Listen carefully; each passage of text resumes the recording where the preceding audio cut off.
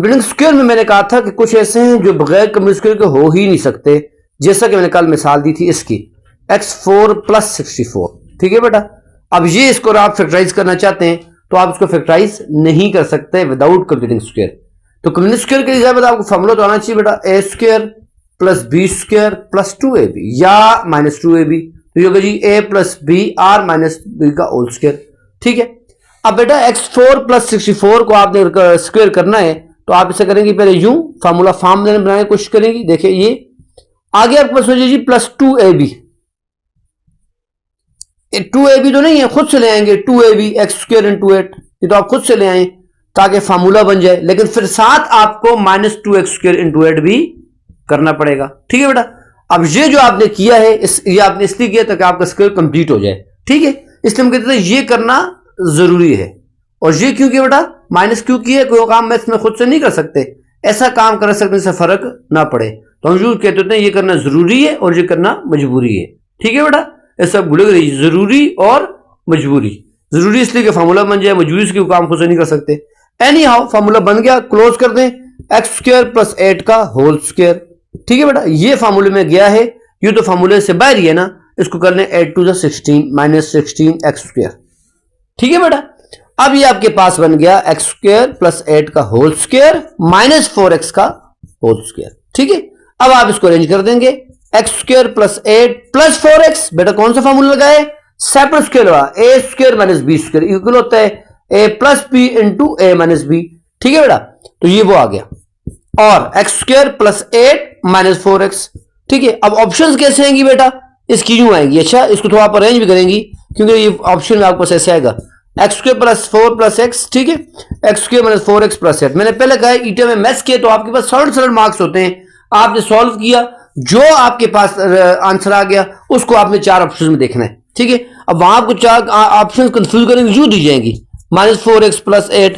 ठीक है, x² + 4x - 8 इस तरह। ठीक है, ये अब ऑब्जर्व इसकी 2 ऑप्शन हो जाए।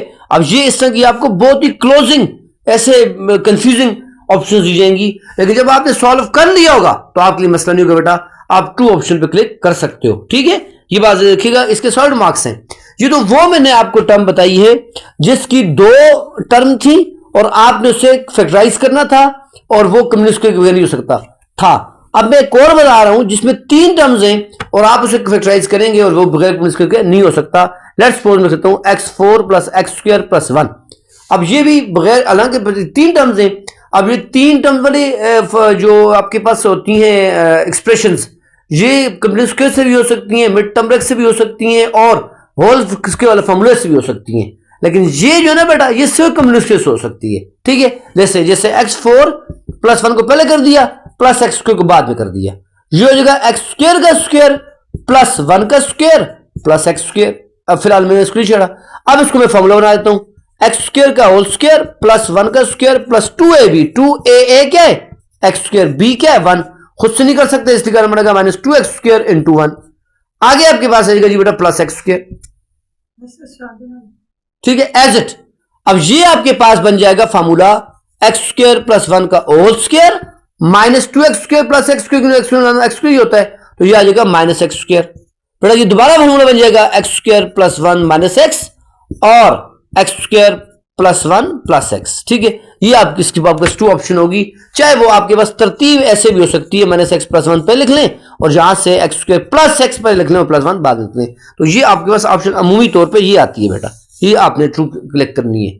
ठीक है, समझ आ गई बात। अब एक और बात है बेटा जिसमें आपने इसी तरह की एक और ऑप्शन में दे रहा हूं आपको। ठीक है, कंप्लीट स्क्वायर सही के ही हवाले से, वो है ये x4 + 1/x4 - 7।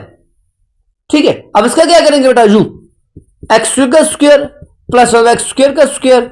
अब देखिए +2, यहां मैंने a भी नहीं लिखा, क्यों, मैंने आपको शुरू में बताया था कि जब आपके पास एक जो इतने टर्म्स हैं जो एक दूसरे की रेसिप्रोकल हुई तो वहां a भी लिखने की जरूरत नहीं होता क्योंकि a भी कैंसिल हो जाता है बेटा, इसलिए से +2 लिखेंगी, लेकिन +2 की तो फिर साथ -2 भी करना पड़ेगा क्योंकि जरूरी और मजबूरी वाली बात आपके जहन में है।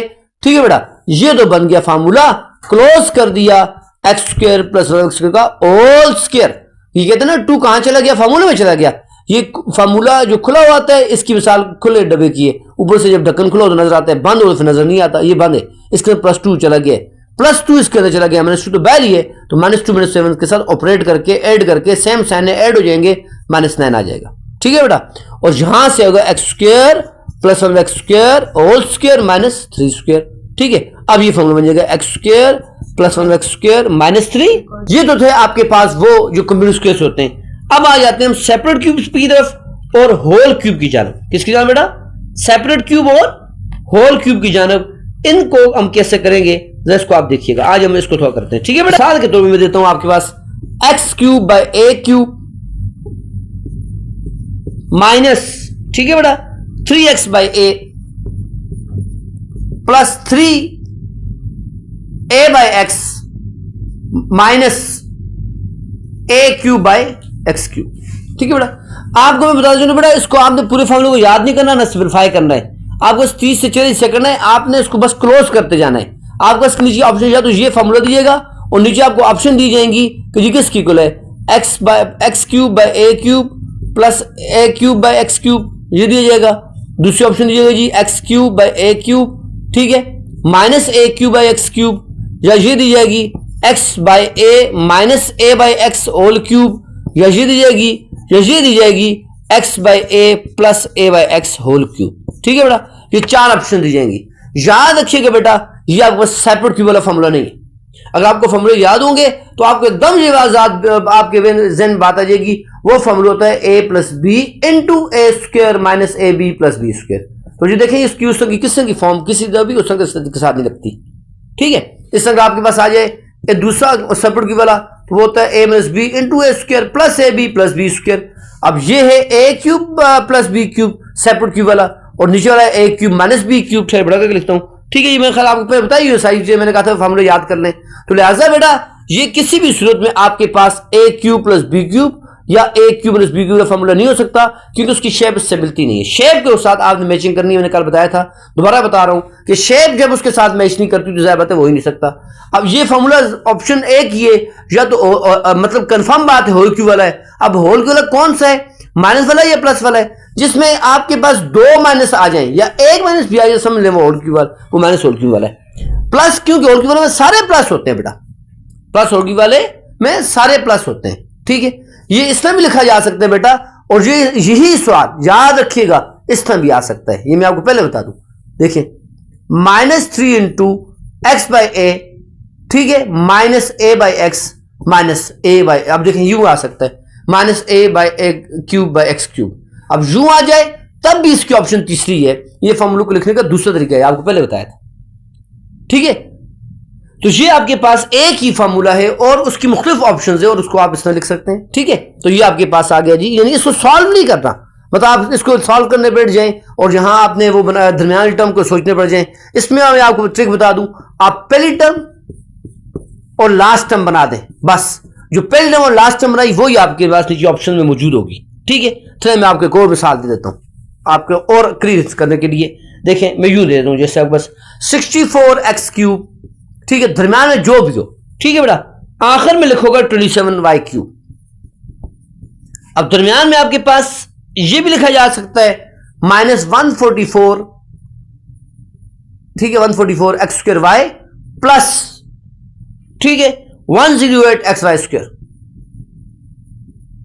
आगे है बेटा माइनस।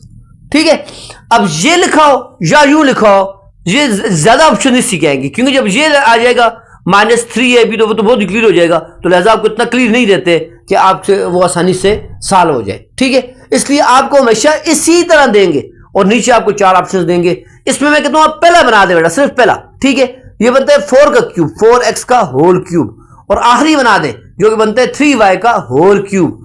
3 को 3 टाइम मल्टीप्लाई करें 27 आता है, 4 को 3 टाइम मल्टीप्लाई करें ऐसे 3 टाइम्स आ जाए 4 × 4 × 4। ठीक है बेटा, तो ये आता है। अब ये दरमियान में क्या है, इससे आपको कोई बड़ी सरोकार नहीं है, आपने पहले और लास्ट बनाना है, और नीचे आपके पास ऑप्शन में ये जरूर मौजूद होगा 4x - 3y का होल क्यूब। ठीक है बेटा, एक ऑप्शन आपके पास ये दी जाएगी, एक ऑप्शन आपके पास ये दी जाएगी। ठीक है ना, एक ऑप्शन आपके पास क्यूब के कंफ्यूज करने की यूं दी जाएगी 4x - 3y³ और 4x + 3y³। ठीक है जी। तो आपने इसमें होल क्यूब वाले क्लिप करना है, क्योंकि सेपरेट क्यूब वाले फॉर्मूले की ये अंदाज ही नहीं है, ठीक है, उसमें ये अंदाज नहीं है, वो मैंने आपको बता दिया, वो है a minus B into A square plus A B plus B square. तो वो देखिए बिल्कुल एक टू फैक्टर टाइप फार्मूला है, लिहाजा वो उसमें ये होल क्यूब वाले फार्मूले से मैच ही नहीं करता, ठीक है बेटा। होल क्यूब सेपरेट वाले फार्मूले मैंने आपको पहले बताए, फिर बता देता हूं, अगर आपको ज़हन में नहीं आ रहे तो कोई मसले की बात नहीं है, ठीक है बेटा। मैंने बताया था आपके पास सेपरेट क्यूब वाला फार्मूला ये है। अब मैं इसकी भी क्वेश्चन करवाता हूं आपको, ठीक है बेटा। प्लस वाले में अंदर माइनस होता है, ये चूंकि मैंने कराया पिछले लेक्चर में, चले फिर बता देता हूं ये। और होल क्यूब वाला फार्मूला ये है बेटा, a plus B whole cube equal to A cube plus 3a square B plus 3ab square plus B cube, ठीक है। और a minus B whole cube जो होता है वो है ए क्यूब प्लस पहले वाला प्लस ही होगा, ठीक है, प्लस 3a स्क्वायर बी, पहले वाला माइनस होगा, minus 3a square B plus 3ab square minus B cube, ठीक है बेटा। ये पहला प्लस होता है, माइनस होता है, प्लस होता है, फिर माइनस होता है, ये रूल होता है। वैसे भी आप मल्टीप्लाई करें आपको पता चल जाएगा। ये फार्मूले दो इस फॉर्म में भी हैं, a cube plus B cube plus 3ab into a plus b, इस तरह भी आ सकता है, ये पहले की बात कर रहा हूं, ठीक है। और a cube plus B cube minus 3ab into a minus b, ये इसी को सिंप्लीफाई करें ऊपर वाला आ जाता है, ये आ जाएगा, ठीक है बेटा। तो इस तरह ये फार्मूले हैं। तो आपको जब देखें इनकी और इनकी फॉर्मेट, इनकी शक्ल ही, इनकी शेप भी मिलती है, लिहाजा आप इसमें कंफ्यूज नहीं होना कि इसमें कौन सा लगता है। ऑप्शंस इन्हीं चार आपको कंफ्यूज करके इन्हीं चार में से एक देंगे, ठीक है। ये चार ऑप्शन देंगे और आपको एक को चूज करना होगा, ठीक है। अब आ जाते हैं बेटा, मैंने कहा सेपरेट क्यूब वाले की फैक्टराइजेशन की तरफ। किसकी तरफ? कल इस पर तफसीली बात की थी, लेकिन मैं आज फिर कर रहा हूँ क्योंकि कल रिकॉर्डिंग में नहीं आया था। तो देखिए जी, वो है a6 प्लस b6 से। पहले जी हम शुरू करते हैं a6 प्लस b6, इस पर भी चले बता देता हूं, दोनों करवा देता हूं और इसे कर लेता हूं a6 माइनस b6।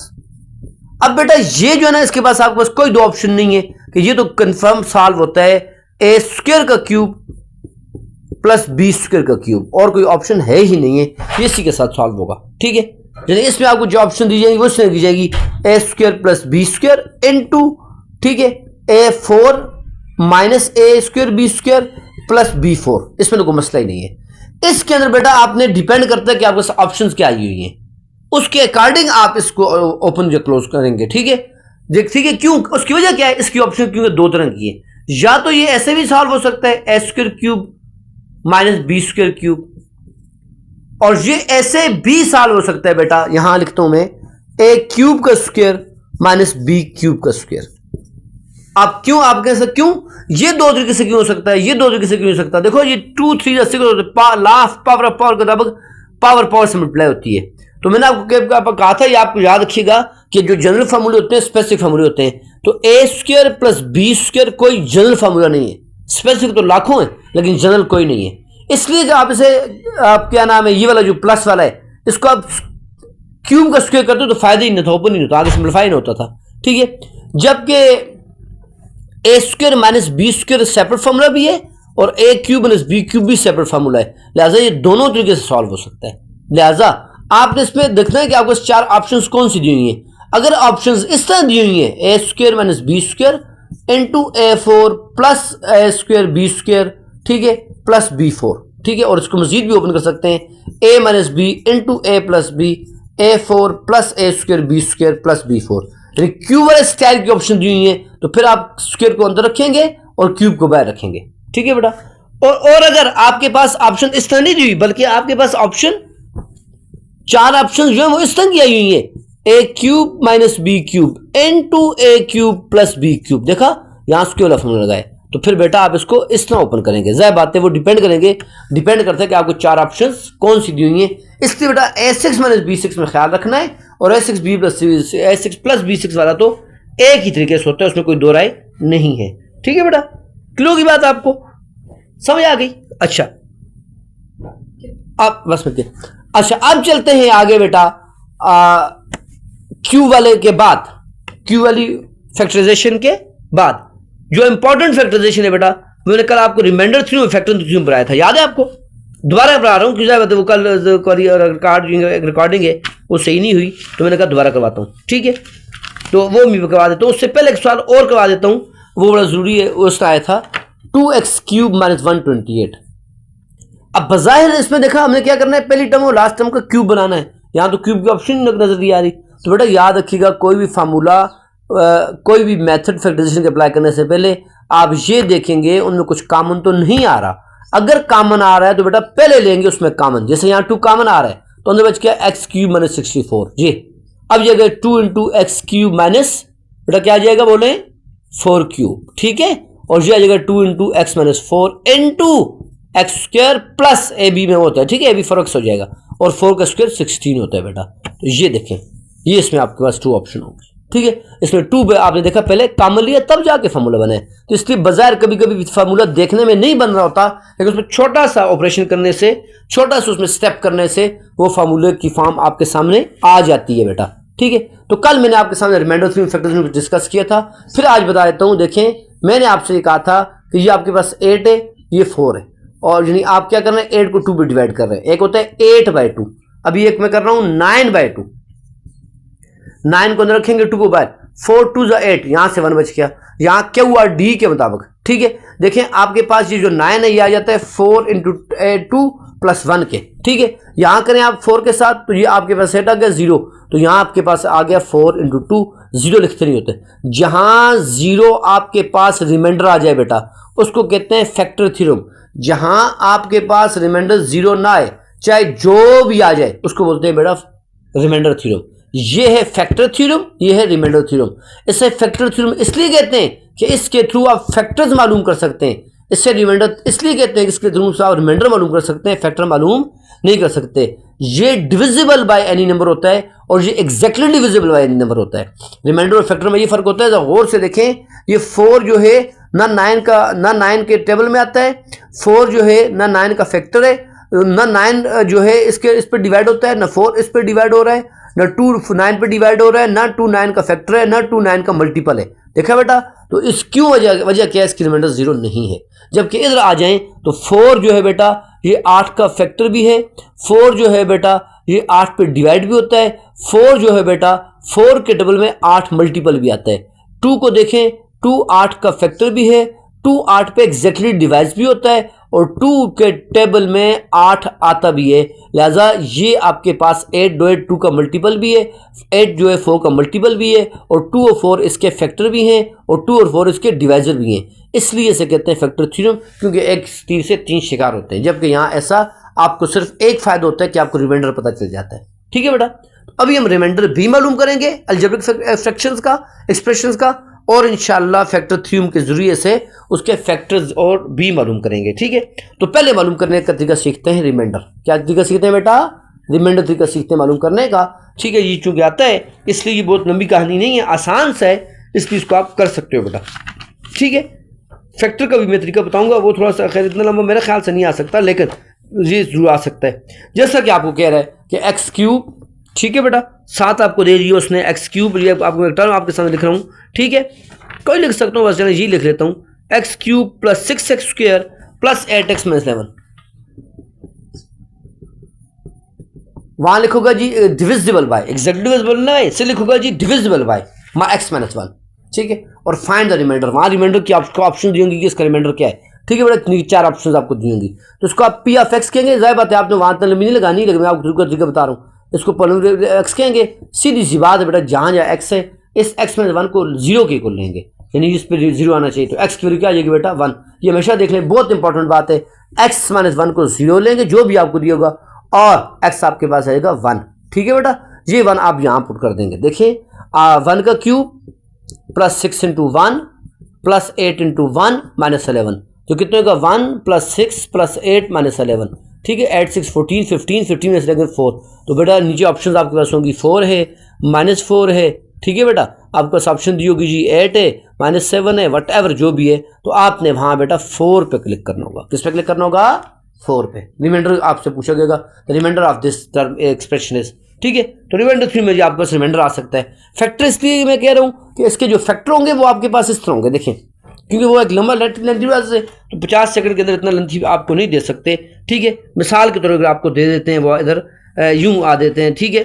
एक टर्म दे देते हैं x square minus 2x x cube minus 2x square minus 5x plus 6, x cube minus 2x square minus 5x plus 6, ये आपको दे दिया जी, ठीक है। X cube minus 2x square minus 5x plus 6, और कहा गया इसके फैक्टर नीचे आपके ऑप्शन दी जाएंगी। लेकिन एक लेंथी है, इसमें पहले आपने देखना होगा कि ये डिविजिबल किस पे, जिस पे ये 0 आ जाए उसी पे एग्जैक्टली डिविजिबल होता है बेटा। ठीक है, मिसाल के तौर पे ये 1 पे डिविजिबल है, देखिए 1 में से 2 गए -1 हो जाएंगे, बिल्कुल 1 में हो रहा है, तो आप लिखेंगे x = 1 इम्प्लाइज दैट अगर x 1 के इक्वल है तो x - 1 किसके हो जाएगा बेटा 0 के, क्योंकि +1 आके क्या हो जाता है -1, तो p ऑफ 1 आपके पास हो जाएगा।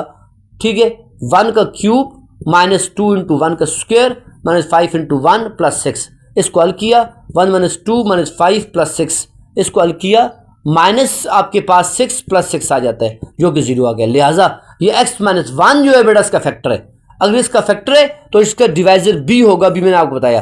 ठीक है, अब आप इसको डिवाइड करेंगे x³ - 2x³, इसमें से आएगा तो बेटा छोटा सा आएगा, कोई छोटी जैसे भी छोटा सा है, छोटा सा आएगा, कोई भी बड़ी लंबी कहानी शानी आपके पास नहीं आती, क्योंकि उन्हें पता है 50 सेकंड होते हैं। ठीक है, तो आपने सिंपल x - 1 के साथ डिवाइड करना है, x को x के साथ क्या मल्टीप्लाई करें कि x³ आ जाए, तो ज़ाहिर बात है x² है, ये आपको सिंपल डिवीजन कर रहा हूँ मैं, पहले भी आपको सिखा दी शुरू में। ठीक है, इसके साथ किया तो क्या आ जाएगा बेटा -x² आ जाएगा, x² को पहले x के साथ किया x³ आ गया, इसी x³ को -1 के साथ करना मस्ट है। ठीक है बेटा, तो -x² आ गया। आपको पता है डिवीजन के अंदर जहाँ साइन चेंज होते हैं, ये साइन चेंज हो गया, ये खत्म हो गया, ये आपके पास -x² आ जाएगा, -5x आ जाएगा, ऊपर से निकल कर ऊपर से नीचे आ जाएंगे ये दोनों। ठीक है, अब आपने x के साथ क्या मल्टीप्लाई करना है कि -x² आ जाए, जब आपके साथ -x करना है। ठीक है, तो जो जी -x², उसके साथ किया तो बेटा क्या हो जाएगा -x आपके पास आ जाएगा, माइनस प्लस होता है क्योंकि माइनस से ये माइनस से +x, साइन चेंज किया ये माइनस हो जाएगा -6x और +6। सिंपल आप बेटा इसको -6 के साथ करेंगे तो -6x + 6 आ जाएगा, साइन चेंज होंगे, खत्म हो जाएगा। आपके पास जो फैक्टर आएगा बेटा वो आएगा x - 1 × x² - x - 6। ये भी मजीद भी आगे होता है बेटा मिड टर्म ब्रेक से 3 × 2 = 6 से, तो आगे इसके 3 फैक्टर्स बनते होते हैं, लेकिन इतना लेंथी क्वेश्चन मेरे ख्याल से बस नहीं आ सकता, लेकिन आएगा भी तो शार्ट तरीके से, लेकिन आपको तरीका आना चाहिए। क्या आना चाहिए बेटा? तरीका आना चाहिए। ठीक है, और अगर ये आ ही जाए, अगर ये आ ही जाए, फिर मैं आपको इसको करने का और तरीका बताता हूँ, फिर आप इसको इस तरीके से कभी ना करें। फिर क्लास जो आपके पास 10th है उसमें एक चैप्टर है, चैप्टर नंबर 2, और उसकी एक्सरसाइज 2 चैप्टर 2 में है ना साइंटिफिक डिवीजन वाला क्वेश्चन है। हाँ बिल्कुल 2.5 के अंदर, 2.5 में बेटा 2.6 तो उसकी है और 2.5 में साइंटिफिक डिवीजन में अभी आप इसे कर सकते हैं। अगर ये आपका पास आ जाए तो बेटा आप कभी उसको उस तरीके से नहीं, जो मैंने आपको करवाया आप उसको आसान तरीके से करें। आप देखेंगे 1 से 0 हुआ था ना, आप x में 1 0 लिखेंगे, ये आपको दिया जाएगा, ये आपको ढूंढना नहीं पड़ेगा, क्योंकि मुझे पता है 30 सेकंड में आपको ये दिया जाता है। ठीक है, फिर आप इसको साइंटिफिक डिवीजन से किया करें बेटा, साइंटिफिक डिवीजन बहुत आसान है। ठीक है, मैं आपको साथ साथ ये चैप्टर 10 भी करा देता हूँ, क्लास 10 चैप्टर 2। देखें ये x है ना, इसके साथ रिमाइंडर, इसके साथ कोएफिशिएंट 1 है, यहाँ 1 लगा दें, यहाँ -2 लगा दें, यहाँ -5 लगा दें, यहाँ 6 लगा दें, क्योंकि वो बहुत लेंथी तरीका है, आपके पास 30 सेकंड में होना मुश्किल है। ये देखें 2 सेकंड में हो जाएगा आपके पास। ये यहाँ 1 लिखा हुआ है, इस 1 को यहाँ लिखें, इस 1 को यहाँ से उतार दें, इस 1 को इसके साथ करें, ये जाएगा -2 से 1 निकालें, -1 हो जाएगा। इस 1 को इस -1 के साथ मल्टीप्लाई करें, ये -1 यहाँ आ जाएगा, -1 को -5 में ऐड करें, -6 हो जाएगा। इस 1 को दोबारा इस -6 से मल्टीप्लाई करें, +6 हो जाएगा, खत्म हो जाएगा बेटा। अब जब आप इसको लिखोगे, देखा कितने शार्ट तरीके से मैंने करवाया। ठीक है, इसे बोलते हैं साइंटिफिक डिवीजन, यानी डिवीजन का एक नया और शार्टेस्ट तरीका, लेटेस्ट तरीका।